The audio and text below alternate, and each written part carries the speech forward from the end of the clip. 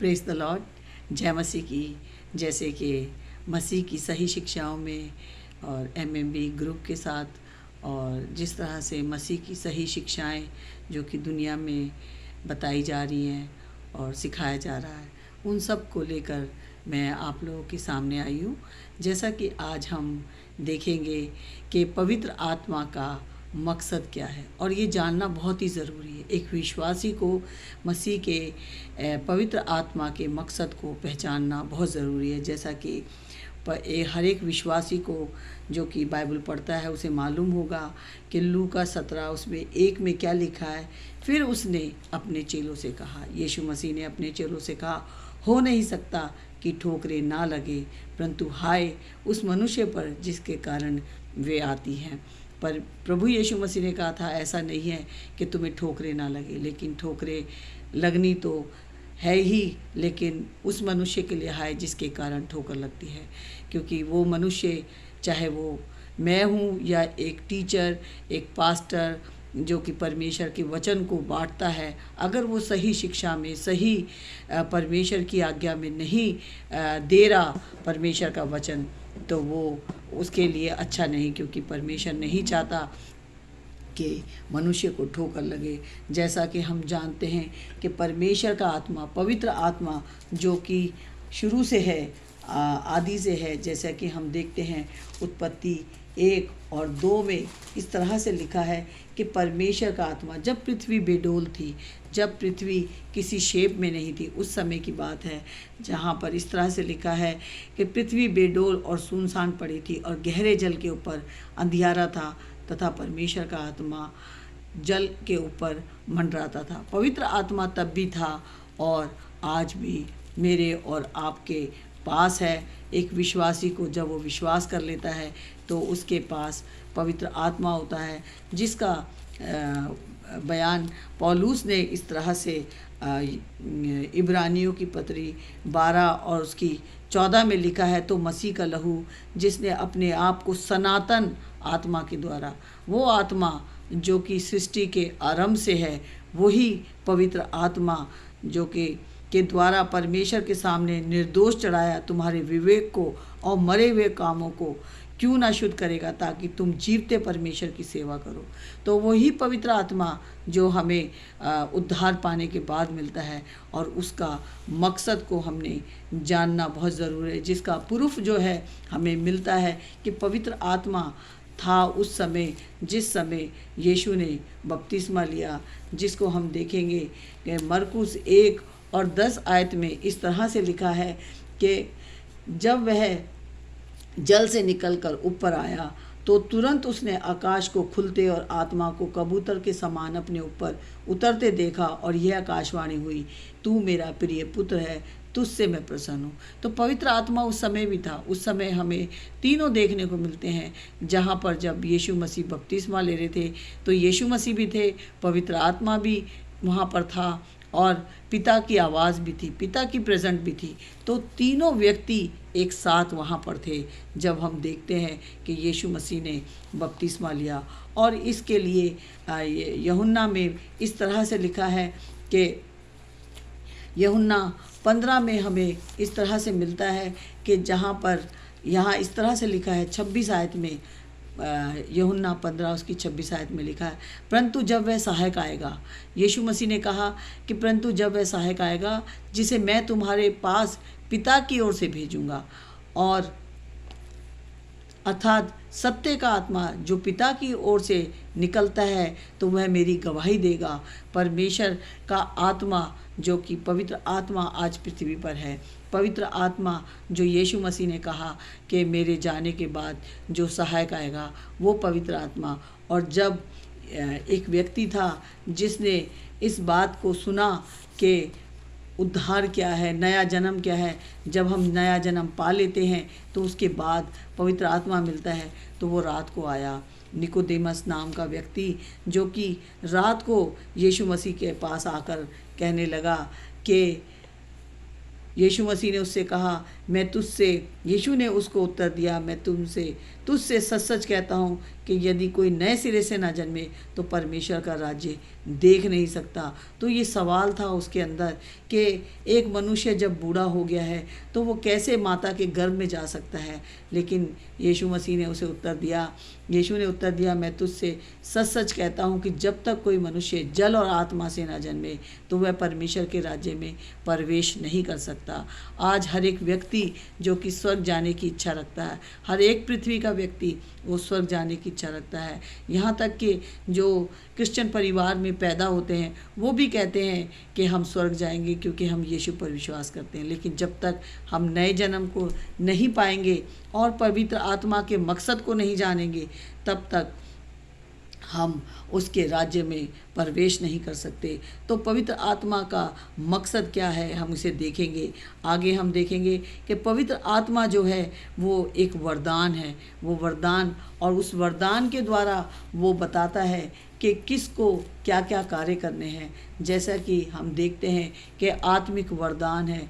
आत्मिक वरदानों के लिए पौलुस जो है वो अपनी कलीसिया को बताता है, कुरिन्थियों की कलीसिया को बताता है कि किस तरह से परमेश्वर ने तुम्हें ये वरदान दिया है, जिसके लिए लिखा है कि पहला कुरिन्थियों 12 उसकी 4 आयत में लिखा है, वरदान तो कई प्रकार के हैं परंतु आत्मा एक ही है, और सेवा भी कई प्रकार की परंतु प्रभु एक ही है, और प्रभावशाली कार्य कई प्रकार के परंतु परमेश्वर एक ही है, जो सब में हर प्रकार का प्रभाव उत्पन्न करता है, किंतु सबके लाभ पहुँचाने के लिए हर एक को आत्मा का प्रकाश दिया जाता है।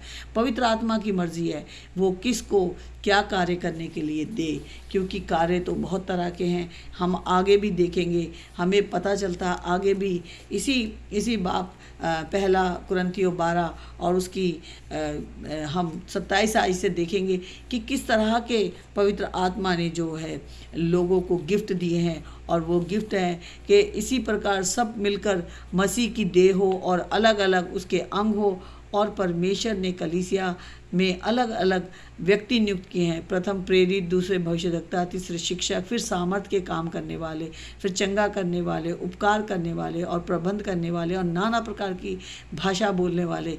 यहाँ पर जो नाना प्रकार की भाषा है वो पृथ्वी की भाषा है, और जिस पृथ्वी की भाषा के लिए पौलुस कह रहा था वो इसलिए कह रहा था क्योंकि पवित्र आत्मा कोई आग नहीं है, पवित्र आत्मा कोई फोर्स नहीं है, कोई बिजली नहीं है, कोई हवा नहीं है। लेकिन उस समय जो एक बार इवेंट हुआ था जो प्रेरितों के काम 2 के अंदर, जिसे लूका ने पूछ के लिखा था। जब प्रेरितों के काम पुस्तक लिखी जाती थी तो लूका ने पूछा था कि ये सब कैसे हुआ, क्या हुआ था उस दिन। तो सब ने बताया कि उस दिन आग उतरी थी, उस दिन ऐसे जीवे फटी थी। तो वो लूका जो था वो पूछ के लिख रहा था।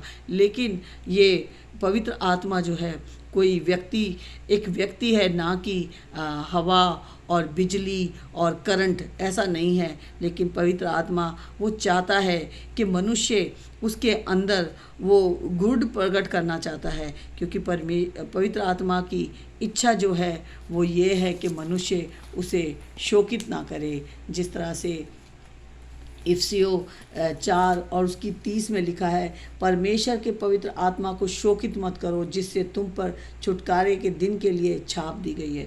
हमें पवित्र आत्मा इसलिए मिला है ताकि हम उसे शोकित ना करें, हम ऐसा कोई कार्य ना करें जिससे पवित्र आत्मा जो हमारे अंदर है वो शोकित हो जाए। और पवित्र आत्मा चाहता है, और वही है जो मनुष्य को जांचता भी है। पवित्र आत्मा ही है जो मनुष्य को जांचता भी है। यहाँ पे लिखा है कि पहला कुरिन्थियों और उसकी 10 आयत में इस तरह से लिखा है, फिर किसी को सामर्थ के काम करने की शक्ति, और फिर किसी को भविष्यवाणी की, और किसी को आत्माओं की परख, और किसी को अनेक प्रकार की भाषा और भाषाओं का, किसी को भाषाओं का अर्थ बताने की क्या कहते पवित्र आत्मा दिया गया था। इसलिए पवित्र आत्मा आया था पृथ्वी पर ताकि मनुष्य जो है वो अलग अलग पृथ्वी की भाषाओं में परमेश्वर के वचन को लोगों तक लेके जाए। और हम देखते हैं कि इसी तरह हम देखते हैं दूसरा कुरिन्थियों 13 और उसकी हमें 14 आयत में मिलता है कि पवित्र आत्मा इसलिए भी मिला था कि हम जो कि प्रभु यीशु मसीह का अनुग्रह और परमेश्वर का प्रेम और पवित्र आत्मा की सहभागिता में तुम सब के साथ होती रहे। पवित्र आत्मा हमें इसलिए दिया गया था ताकि उसकी सहभागिता हमारे साथ हो, क्योंकि जब तक उसकी सहभागिता नहीं होगी हम उसका प्रभु यीशु मसीह के बारे में किसी दूसरे को बता नहीं सकते। और जब उसकी सामर्थ्य मिलती है तभी हम परमेश्वर के वचन को लोगों में बांट सकते हैं, जैसे आज मैं आपके सामने बांट रही हूँ। क्योंकि जब पवित्र आत्मा आपके पास है तो वो क्या देता है, तुम्हें सामर्थ्य देता है। मुझे आज पवित्र आत्मा की द्वारा से ही सामर्थ्य मिली, जो मैं आज आपके सामने ये वीडियो बना रही हूँ और आपको बता रही हूँ कि पवित्र आत्मा किस तरह से पृथ्वी पर आया था। और जब यीशु मसीह जा रहे थे तो हम देखते हैं प्रेरितों के काम 1 और उसकी 8 में लिखा है, परंतु जब पवित्र आत्मा तुम पर आएगा तो अब तुम सामर्थ पाओगे और यरूशलेम और सारे यहूदिया और सामरिया में और पृथ्वी की छोर तक मेरे गवाह होगे। मैं जब ये पढ़ती थी पहले तो मैं कहती थी, प्रभु मैं पृथ्वी की छोर तक कैसे जा सकती हूँ। लेकिन ये परमेश्वर की योजना थी कि आज मैं विदेश में हूँ, इसलिए ताकि मैं अपने उन पृथ्वी के लोगों तक जाऊं और उन्हें अपने प्रभु यीशु मसीह के बारे में बताऊं, उन्हें गवाही दूं कि प्रभु यीशु मसीह इस पृथ्वी पर किस लिए आया था। और हम देखते हैं इसी तरह प्रेरितों के काम 15 और उसके 28 आयत में इस तरह से लिखा है कि जब पवित्र आत्मा अन्य जातियों में आ गया, विश्वासियों में आ गया, तो वहाँ पर एक पत्र लिखा गया और जिसमें ये बताया गया है कि पवित्र आत्मा तुम्हें किस लिए मिला है। तुम्हें पवित्र आत्मा इसलिए मिला है कि अन्य जाति लोगों के पास जब जाओ तो पवित्र आत्मा, यहाँ लिखा है 28 आयत में कि इसलिए 27 आयत में लिखा है, इसलिए हमने यहूदा और सिलास को भेजा जो अपने मुंह से भी ये बातें कह देंगे पवित्र आत्मा को। और हमको ठीक जान पड़ा कि इन आवश्यक बातों को छोड़ तुम पर और बोझ न डालें। हम अन्य जातियों के पास जाएं तो अन्य जातियों को अपने प्रभु यीशु मसीह के बारे में बताएं, ना कि उनके कल्चर से उनको अलग करें। हम उनको बताएं कि परमेश्वर को क्या भाता है। परमेश्वर को मूर्तों पर बलि की वो के मांस से परमेश्वर को नफरत है, क्योंकि परमेश्वर नहीं चाहता कि हम किसी मूर्ति पूजा के बलि किए हुए मांस को खाएं या लहू को, जैसा कि कई लोग लहू को भी अपने खाने में इस्तेमाल करते हैं। और गला घोटों के मांस से और व्यभिचार से दूर रहो। हमें जो प्रभु सिखाता है, पवित्र आत्मा जो कि हमें गाइड करता है, और वो चाहता है कि हम इन सब कामों को ना करें।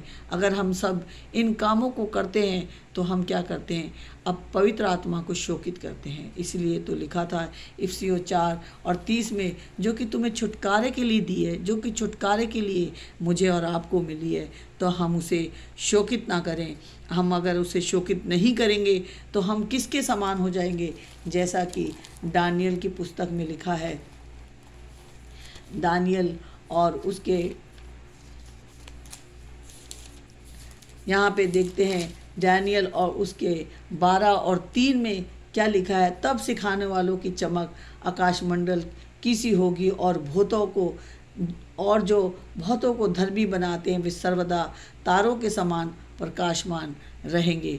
जब हम लोगों को परमेश्वर के वचन को बताएंगे तो हम उन तारों की तरह चमकेंगे। हमारे पास वो अवार्ड होंगे जो कि परमेश्वर हमें देंगे जब हम एक दिन स्वर्ग में होंगे, और जहाँ पर प्रभु उन लोगों को अवार्ड देगा जिन्होंने आत्माओं को बचाया, जिन्होंने आत्माओं को परमेश्वर के लिए जीता है, यीशु मसीह के बारे में बताकर जीता है।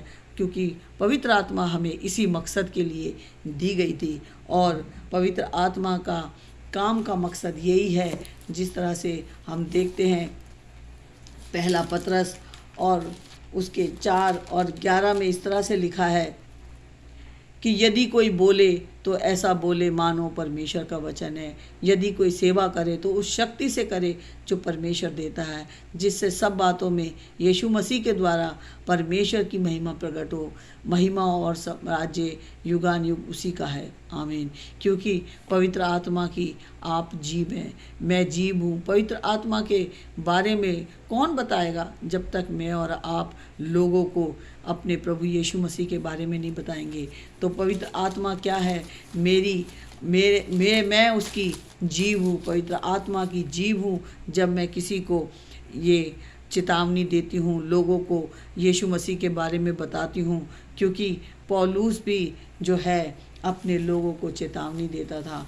पौलुस भी, जो कि हम देखते हैं कुरिन्थियों की कलीसिया में बहुत पाप था। कुरिन्थियों की कलीसिया में इतना पाप था कि वहाँ का पाप, वहाँ पर जो लेटर लिखे गए वो इतने ज़्यादा लिखे गए कि 16 लेटर तो पहला कुरिन्थियों में है और 13 लेटर जो है वो सेकंड कुरिन्थियों में है।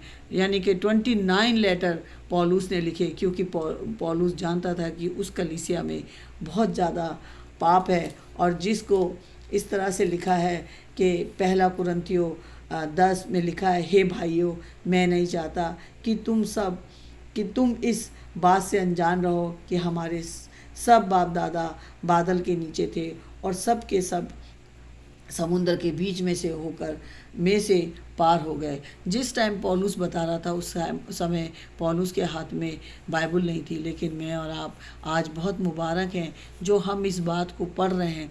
जो बात आँखों ने नहीं देखी, जो कानों ने नहीं सुनी, आज वो मेरे और आपके हृदय में है, क्योंकि पवित्र आत्मा मेरे और आपके अंदर है। और पवित्र आत्मा चाहता है, पौलुस जो है अपने लोगों को बता रहा था कि किस तरीके से, और सब ने बादल में और समुद्र में मूसा का बपतिस्मा लिया उस समय, और सब ने एक ही आत्मिक भोजन खाया, और मन्ना जो कि आत्मिक भोजन था, क्योंकि वे उस आत्मिक चट्टान से पीते थे जो उनके साथ साथ चलती थी, और वह चट्टान मसीह था। वो मसीह जो उनके साथ साथ चलता था। उन लोगों ने कितनी कठोरता दिखाई, और इस कठोरता के कारण प्रभु यीशु मसीह नहीं चाहता कि आज कोई भी व्यक्ति अपने हृदय को कठोर करे, परंतु परमेश्वर उनमें से बहुतों से प्रसन्न ना हुआ, इसलिए वे जंगल में ढेर हो गए। परमेश्वर नहीं चाहता आज भी व्यक्ति जो है वो क्या कहते हैं, परमेश्वर की बादशाह से दूर हो जाए, महरूम हो जाए, क्योंकि परमेश्वर चाहता है कि हर एक के पास पवित्र आत्मा की सामर्थ हो, जिसने नए जन्म को पाया है, जिसने यीशु को अपना प्रभु और अपना उद्धारकर्ता ग्रहण किया है, उसे पवित्र आत्मा की सामर्थ मिले, और तब वो लोगों के पास जाए, लोगों को बताए। इसीलिए ये बातें हमारे लिए दृष्टांत ठहरी कि जैसे उन्होंने लालच किया, वैसे हम बुरी वस्तुओं का लालच ना करें। आज हमारे लिए ये दृष्टांत है, चेतावनी है कि एक विश्वासी को जो कि बाइबल पढ़ता है, लेकिन अगर वो ऐसे काम कर रहा है तो उसके लिए ये चेतावनी है। और ना तुम मूर्ति पूजक बनो, जैसे कि उनमें से कितने बन गए थे, जैसा लिखा है कि लोग खाने पीने बैठे और खेलने कूदने उठे। और ना हम वे विचार करें, जैसा उनमें से कितनों ने किया, और एक दिन में 23,000 मर गए। ये हमारे लिए चेतावनी है। ये हमारे लिए परमेश्वर का वचन जो है हमें आगाह करता है कि विश्वासियों, देखो पवित्र आत्मा को शोकित ना करना, और ना हम प्रभु को परखे, जैसा उनमें से कितनों ने किया और सांपों के द्वारा नष्ट किए गए। वो जो कि, और ना तुम कुड़कुड़ाओ, जिस रीति से उनमें से कितने कुड़कुड़ाए और नष्ट करने वालों के द्वारा नष्ट किए गए। परंतु ये सब बातें जो उन पर पड़ी दृष्टांत की रीति पर थी, और वे हमारी चेतावनी के लिए जो जगत के अंतिम समय में रहते हैं लिखी गई है। ये सारी बातें हमारे लिए इसीलिए लिखी गई है कि एक चेतावनी है। हमें पवित्र आत्मा को शोकित नहीं करना, बल्कि पवित्र आत्मा का मकसद है कि एक उद्धार पाने के बाद पवित्र आत्मा पाओ और सेवा में लग जाओ। लोगों को यीशु मसीह के बारे में बताना है, और हमें लोगों को परमेश्वर के पास लाना है। ताकि एक दिन जब हम स्वर्ग में हों तो हम इनाम पाएं और उन तारों की तरह चमके जिसके लिए दानियेल ने अपने आप को, अपने जीवन को परमेश्वर के सामने पवित्र रखा। मुझे और आपको भी पवित्र रखना, यही पवित्र आत्मा का मकसद है कि हम पवित्र आत्मा पाएं, क्योंकि जब एक व्यक्ति उद्धार पाता है उसी दिन वो पवित्र आत्मा पाता है, लेकिन उसमें उसको चलने के लिए परमेश्वर के वचन और प्रार्थना की ज़रूरत है, ताकि वो इनाम पाए और दूसरों को भी आग में से झपट ले। और वो आग जो है वो नरक की आग है। परमेश्वर नहीं चाहता कि एक भी प्राणी इस पृथ्वी का नाश हो। और मेरी सिर्फ यही परमेश्वर से विनती है कि परमेश्वर जो भी इस वीडियो को देखे और वो दूसरों तक, अपने रिश्तेदारों तक भी पहुंचाए, अपने मित्रों तक भी पहुंचाए, क्योंकि परमेश्वर की योजना मनुष्य के लिए अनंत जीवन है। आमीन।